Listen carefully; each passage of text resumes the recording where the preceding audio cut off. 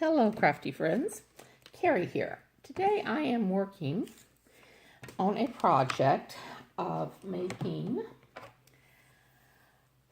some kitten themed ATCs for a swap on a group, Amazing Crafters, Pocket Letters and More, that I'm an admin on. And so I just thought I would do a process video as I'm doing it. So let's start with, what are ATCs? ATCs are artist trading cards. And they can be made in a lot of different ways. I'm going to show you a couple that I've made, which are not kitten themed. These were Easter or spring themed ones that I did. So basically an ATC has some specifications. One is it's 2.5 inches wide by 3.5 inches high. Basically, these are made the same size as other trading cards, such as baseball trading cards and things like that. And so you want them to be able to fit into trading card page protectors, which are those things that we love to make pocket letters in, those 9-pocket things. So these should be able to fit in them.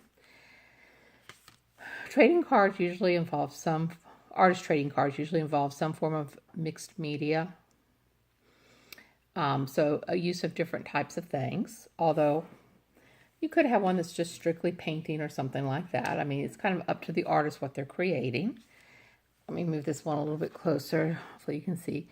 So on this, I painted the background, then I stenciled on the background, I coated it in a clear coat, I came in and I added little embellishments, some Tim Holtz Little People, I added a sentiment, eyelash trim, all of this. And so this is an artist trading card. The other thing on artist trading cards is on the back, you are supposed to have the artist name, the name of the set of cards you're making, what card number it is out of how many, the date it was created, and then most artists have some form of a contact information.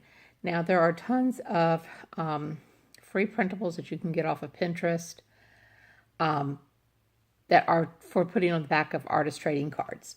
However, I just have this little adorable stamp that I love that basically is like a library to-do card, checkout card, that I really love, and it's like the perfect size, and so it's what I use on the back of my cards. And I just kind of put my information in. But you can get ones that are printed that are printables that you just print out, and it has a line for all the information and all of that. So like this one, the title was Easter Tales. So I just kind of put my name where it says author, then the title. And then like this is card number 3 of 4. So I sent 2 off in a swap. So I have card 3 of 4 and I have card 4 of 4 because I made 4 at the time I made these. And I sent 2 off. So trading cards, sometimes they're just swapped between people. Like you see one you like in an artist trading card group and you offer to trade with somebody.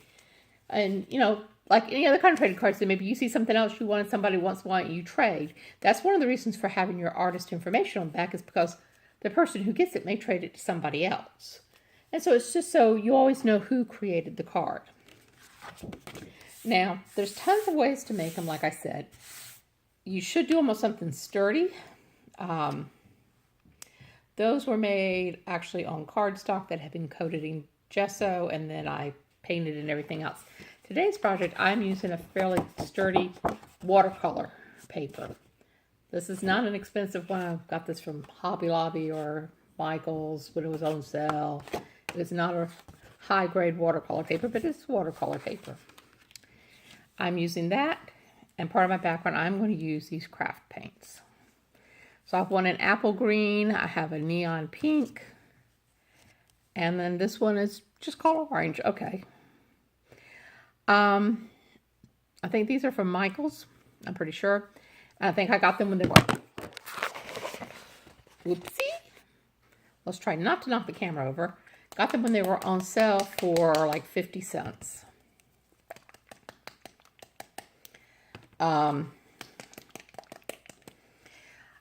You can buy expensive artist acrylics, but unless you're doing some type of, you know, real acrylic painting or something, these are perfect. No, these aren't, necessarily archival and all of this kind of stuff. But for craft type projects and stuff, these are excellent and they're cheap. Like I said, I got these on sale for $50. I think they're like $1 or something normally. Other than that, I have a jar of water. And I just have this is from Artist Loft, so this was from Michael's. Just a nice, soft, one that holds a lot of water. I have an old credit card. And I have a little spray bottle, a little Mr. bottle. And then I have my handy dandy baby wipes in case I get stuff on my fingers. I have some Mod Podge for later. And I have a piece of thin flexible cardboard. This is actually out of a pack of scrapbook paper that I got from somewhere. But anyway, we're going to start with this. And then I just have, well, today I'm just using, this is a plastic lid off of one of those shoebox things. And I think I'm going to use this side because it's smoother. You just need something you can squirt your craft paints out on. Well, didn't really mean to do that. Okay. A blob of green. Blob of neon pink. And a blob of orange. Okay. So, what I've decided for this one is I want to do these where I do a painted background. I want to do a relatively thin painted background that's relatively smooth. I don't want a lot of texture because I want to do ink drawing over the top using my micron pens, which will be later on. This is just kind of to get the background set up. Let me see if I can get that. Okay, we'll see. Move it back a little bit more. Does that work better?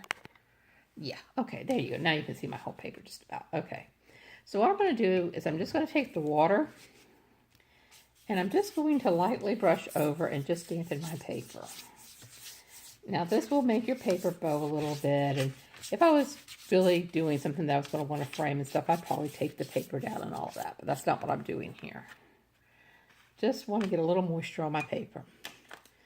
Okay, and then I'm just going to take my credit card and dip it into my paint.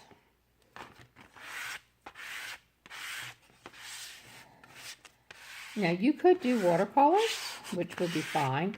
It's just not what I wanted today. Okay. And then I'm going to come back up. I'm going to grab a little orange and just kind of bring that in. I'm going to get a little more orange because I want more orange than that.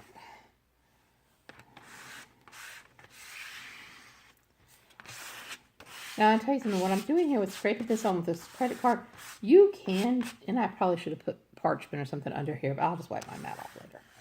You can do this on dry paper as well. You get a different effect, obviously, because it's dry.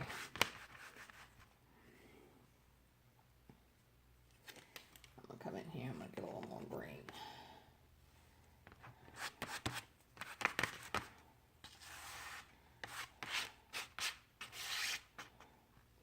Okay, now before I add on any pink, one thing I'm going to do is I'm going to wipe off my card a little bit here and take off the paint.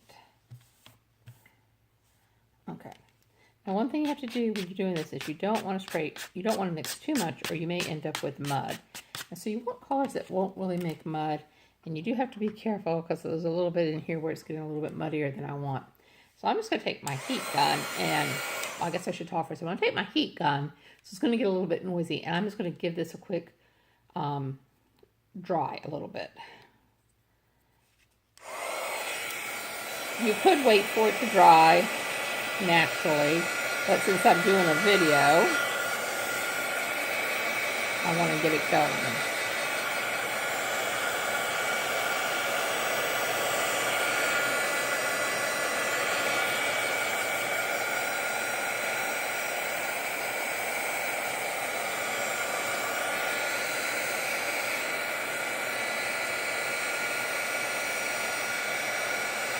I think a little bit more.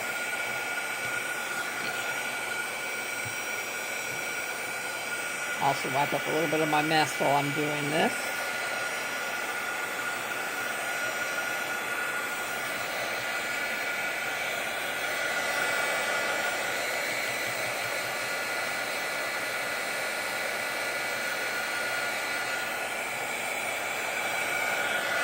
And you can see this is warping the paper, but that's okay because I will flatten the paper later.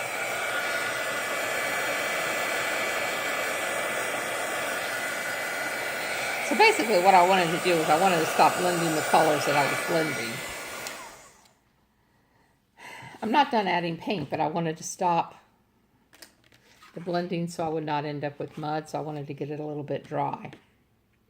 Now, what I'm going to do is I'm going to pick up a little bit more of this orange on my credit card.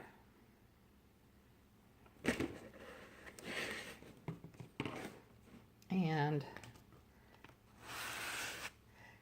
come in here and you can see how when you do it on something that's more dry, you get a different kind of coloring.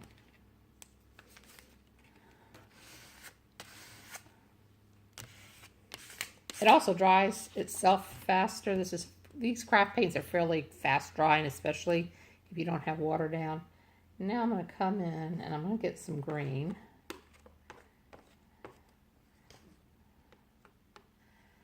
And I'm going to do the same thing. I'm just going to come in and find some spots. And as you see, when you're doing it like this, it doesn't really blend. It just kind of goes over, as long as, you know, the color underneath is relatively. And then I want some brighter green right in here, I think. And maybe a little over this way. Okay. Now, it's really up to you when you think you have enough paint. But I think this is enough with the orange and green, so I'm going to clean this credit card off a little bit. Not all that great at cleaning this stuff off usually anyway.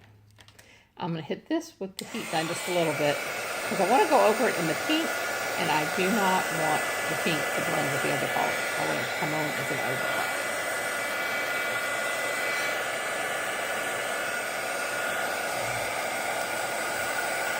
So I just want to hit these spots that might have been a little bit thicker and not drying quite as quick.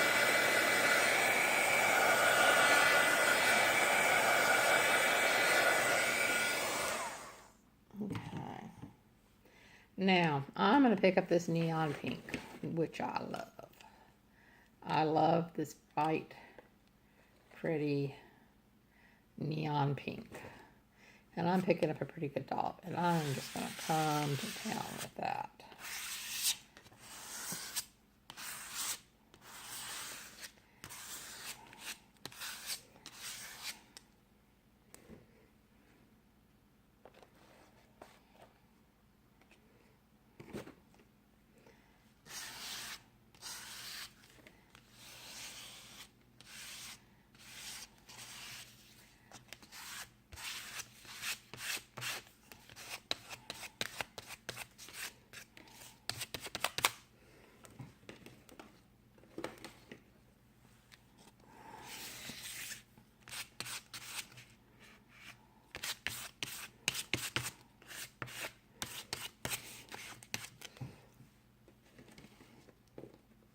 Now, you can brush your paints on if you want. I like using a credit card, especially if I know that what I want to do is draw over my background.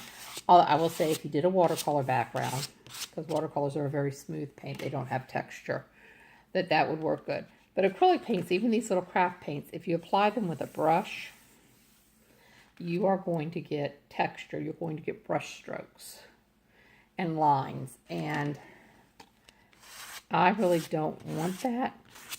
But with the credit card, you could get texture too if you use bigger glops and everything.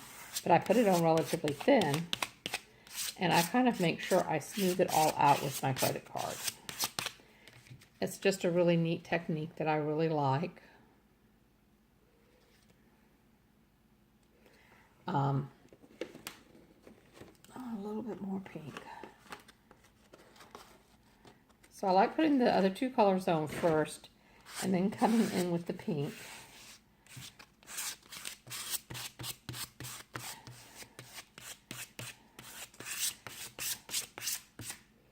Kind of going over it. And then what I do is I'll come back and I'll take a little touch of orange. And I'll just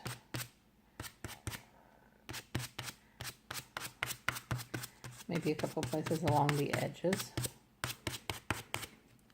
And I'll come back in and I'll get a little touch of green.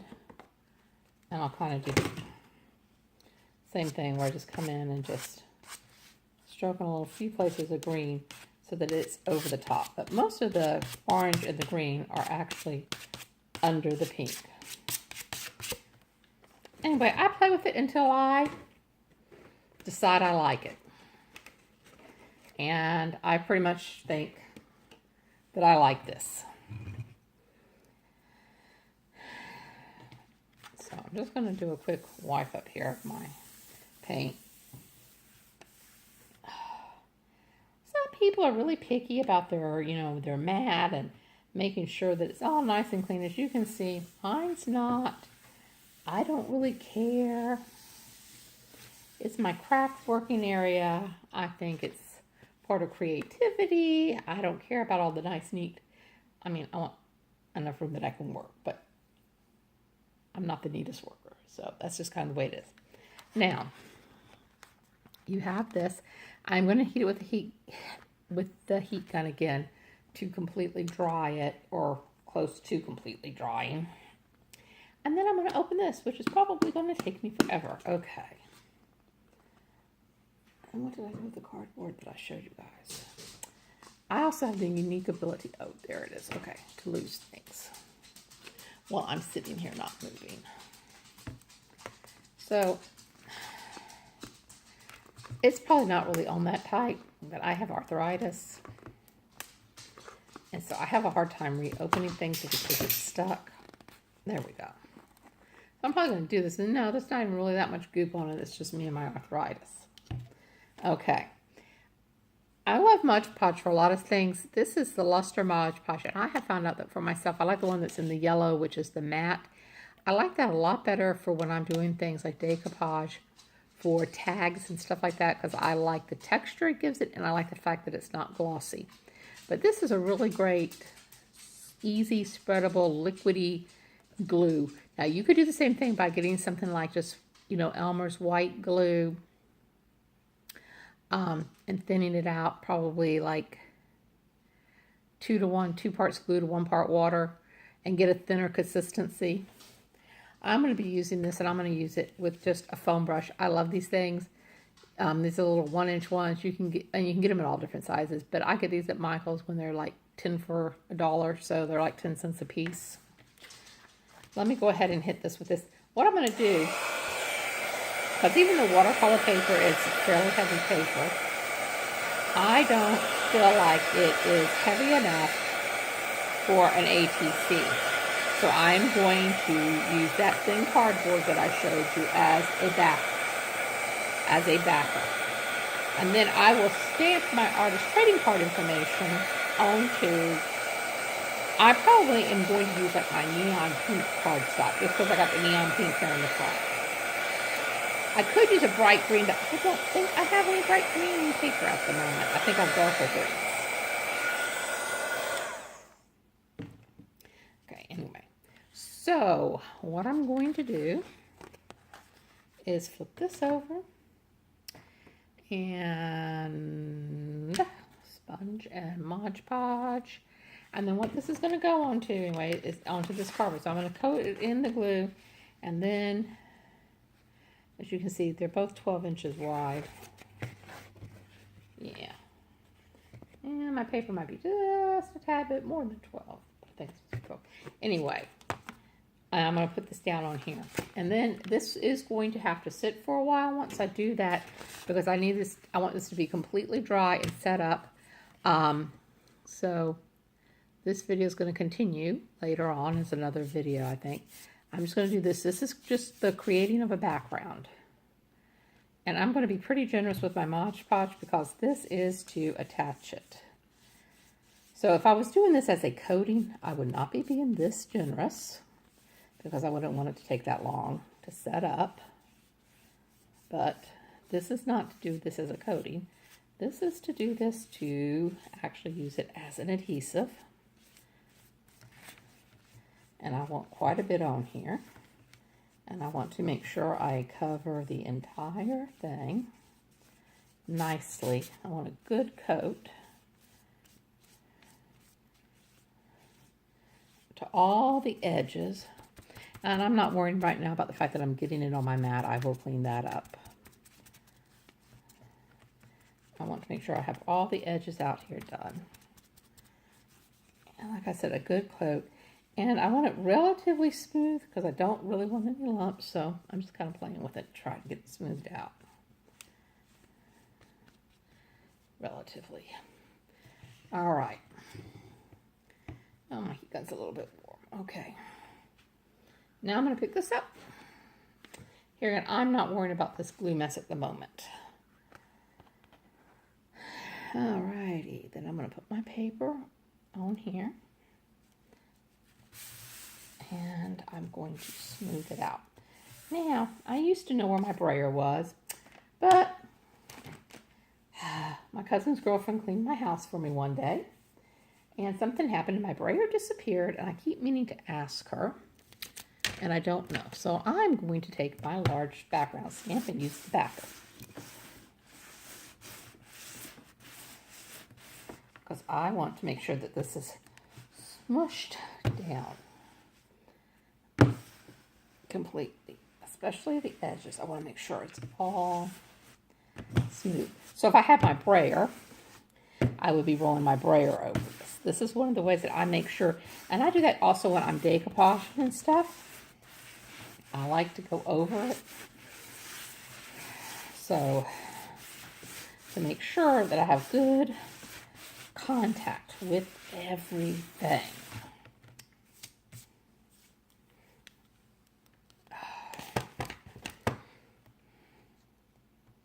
Now I'm going to go ahead and lift this up because I did have some glue on the underneath side. And now I will worry about my glue on my board and wipe it up.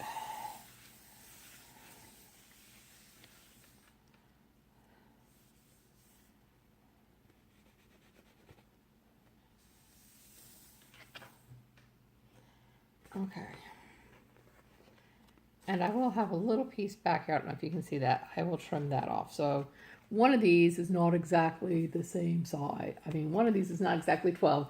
So either the cardboard's a little under or the paper's a little more than. But I'm not going to worry about that really. Okay, what I am going to do, I'm going to hit the back here where the glue got stuck. And this is another reason for having your lovely hand baby wipes. And I get these at Dollar Tree for $1. I mean, I get like, what is it, a 72 pack. And these are really thin ones. I would not use these if I had a baby and was changing diapers, because if it was messy, I think it'd go right through. But I like them for this. Anyway, so I'm going to dry up my glue because I'm going to press this here and I don't want to put glue down here.